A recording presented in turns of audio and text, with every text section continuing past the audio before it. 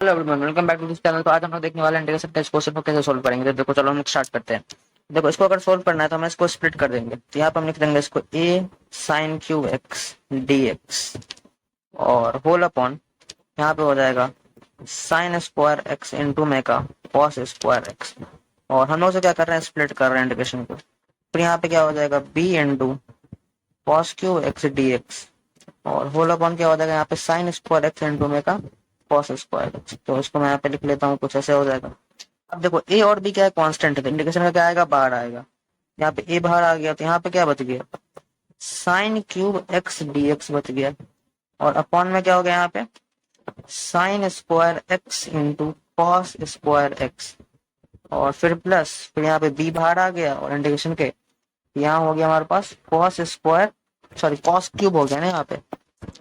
हमारे पास यहाँ पे बच गया कॉस क्यूब का एक्स डी एक्स और whole upon sine square x into में का कॉस स्क्वायर एक्स।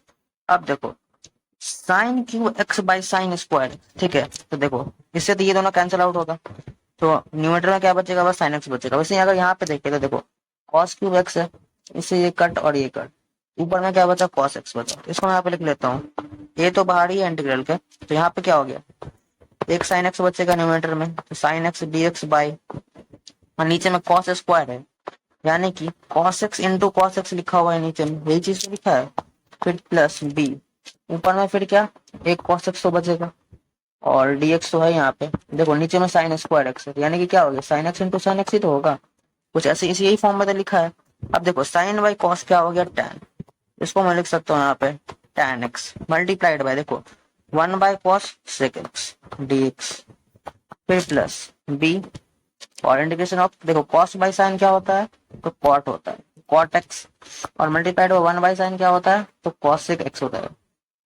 तो और कॉस सेक एक्स यहाँ पे क्या हो गया, dx हो गया।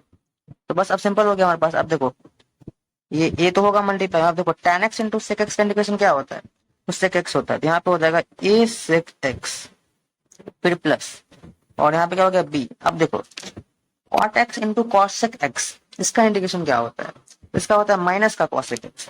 यहाँ पे हो जाएगा माइनस कॉसेक एक्स प्लस सी। अब देखो, माइनस ही आगे आएगा तो हमारे पास फाइनल आंसर आ गया यहाँ से ए सेक एक्स और minus b cosec x plus c. हमारे पास कुछ फाइनल आंसर ये आ गया इस क्वेश्चन में। और यही एक इंटीग्रल का आइडेंटिटी होता है कि अगर तुम्हारे पास इस फॉर्म में क्वेश्चन दिया हो तो तुम्हारा answer a sec x minus b cosec x होता है। तो बस यही था।